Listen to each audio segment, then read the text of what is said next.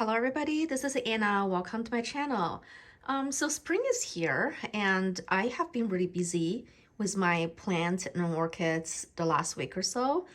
Because it is spring, I'm seeing a lot of new growth happening. So I figured this is the perfect time to start repotting some of the orchids.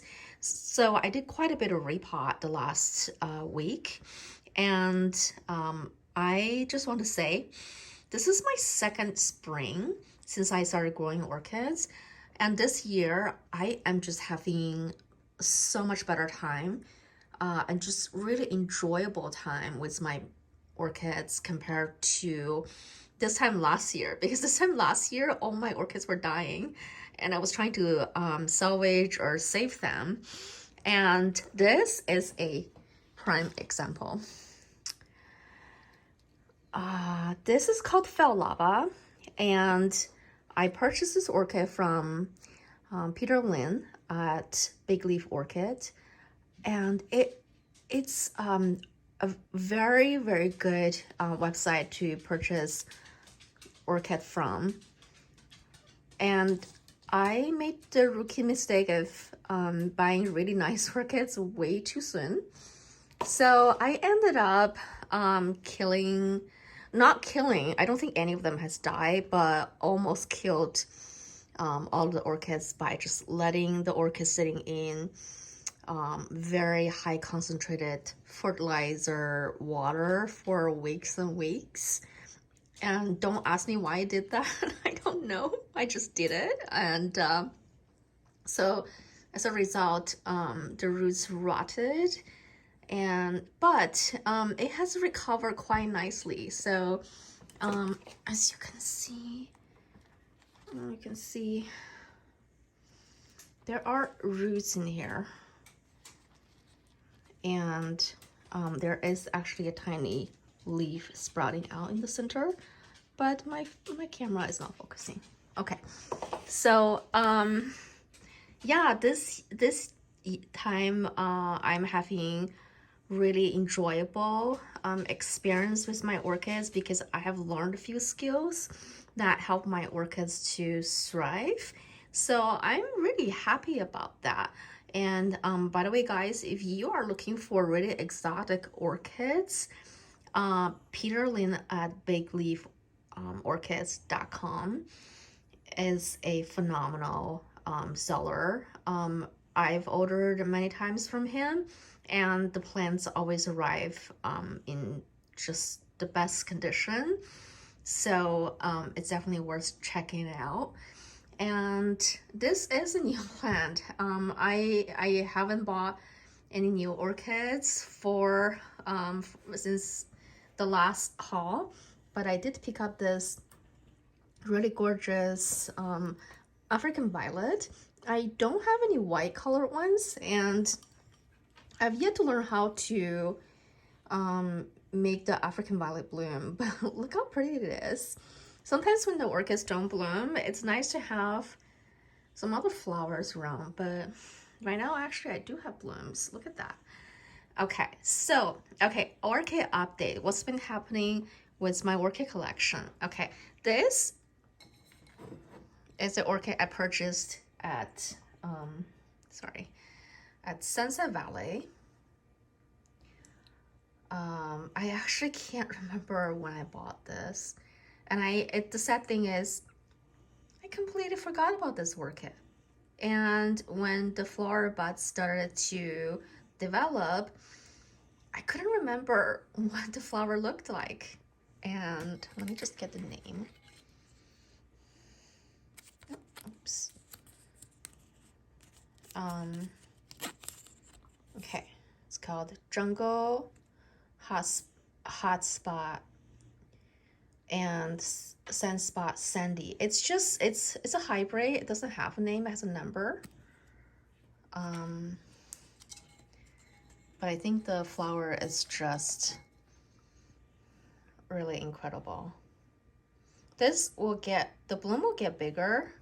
This just opened up yesterday. I've been on pins and needles waiting for these two flowers to open. And it's definitely worth the wait. Look at that color, just amazing. Okay, now this orchid I've had for a while. This I purchased this one many months ago actually. I'm sorry, my dog is snoring in the background. Um, so this is an old spike that has continued to bloom. And now two flower has bloomed, just to give an idea of what this orchid looks like. And you can see there's a new spike coming out. So I'm hoping when this new spike bloom, these two flowers will still be around, so it'll be quite a nice display. That'll be really nice. And just look how healthy this orchid is. Look at all the roots. I am so proud of myself. Honestly, look at that.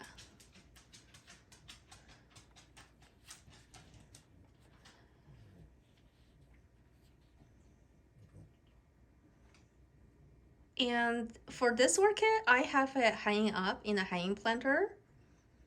It's more like another planter, but like a hanging shelf. And it just sits in this little glass cup. And the leaves are very healthy as well. So that is my new spike. Okay, the next two orchids, I have this one, which is Metual Reflex Blueberry Jam, and it is in spike. Look at the tiny little flower bud. Last week, it was like a nothing thing at all, and now I'm seeing a flower bud forming. So this online, the photo looks so gorgeous, so I really cannot wait to see what the bloom looks like. Maybe another 2-3 weeks, then I'll have a flower bloom. I actually have quite a bit of orchids in spike right now, so and they're just moved out of their normal usual spot because I'm shooting a video and then it's gonna go back. I kind of realized that when the orchid is in spike, if you move it around too much, it will bud blast. So other than making the video, I'm just gonna move this baby right back. And this is the Tetraspis I purchased recently. It had already came with spike, but these flower buds are developing. I don't know why my phone will focus.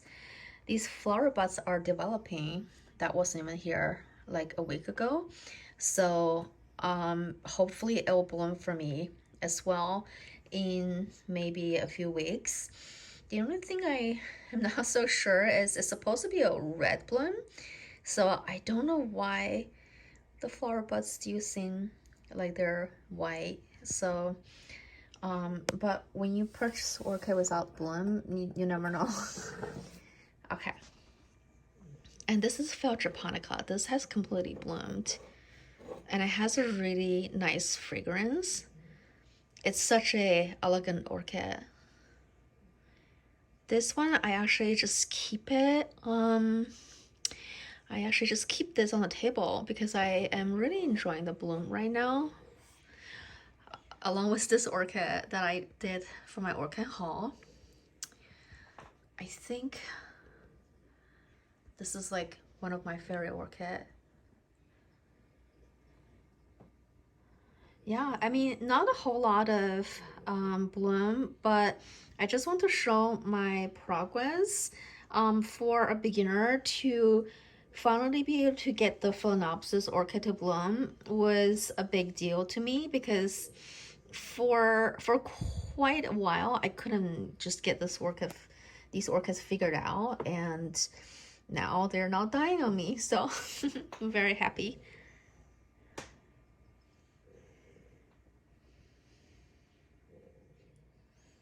And another thing I want to talk about is just keeping my orchid collection in a manageable size. I actually have been picking orchids out of my collection and giving them away. Some orchids that are kind of looking similar to each other. I picked a few out and gave them away to friends. And there are orchids that I feel like, you know what, I really could live without them. I also give them away. Um, I'm trying to implement a one in, one out policy, but it's actually it's difficult. But I'm really having like like a crisis as far as like growth space because I have a very small area that I could grow orchids. So yeah, I really have to keep things manageable. And also, I think if you look at the orchids, they, each individual one takes quite a bit of time and effort to make sure they're happy. Like this week, I spent a lot of time just, every morning I wake up and inspect the orchids. If there's mealybugs, I get them sprayed, taken outside immediately. And then you have to fertilize, you have to water. Also, I did a lot of repotting this week, so it takes so much time. So it's important. I think it's important to keep my collection in a manageable size, because I don't want to be enslaved to orchids either. Okay, and the last thing I want to talk about is not an orchid, it's a tool. So I started using the TDS meter fairly recently, but it's made a really big difference in my orchid growing success. Um, I suffer from over fertilizing the orchids. So a lot of times when I get a new orchid, I go, okay, the first thing when I get it home, like, okay, let me water it, let me fertilize it. And initially, these orchids look very good. I would get a brand new spike and then the bloom looks amazing. But the weird thing is, it just looks like the orchid is blooming itself to death. And then all of a sudden, the orchid goes downhill. And then I check the roots completely rotted out. And I know it wasn't because I overwatered it, because now I know how to water orchids.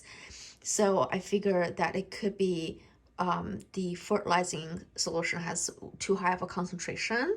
So once I started using the TDS meter, I was really shocked at how high the fertilizer solution was. So I was following the direction in the packaging, but I think you really have to check the concentration level in the water and go from there.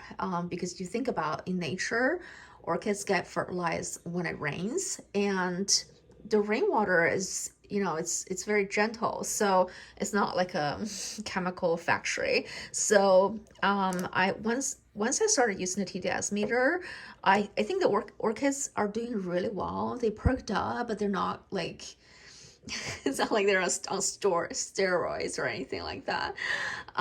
So yeah, if you haven't started using it, I highly recommend it. It's very easy to use.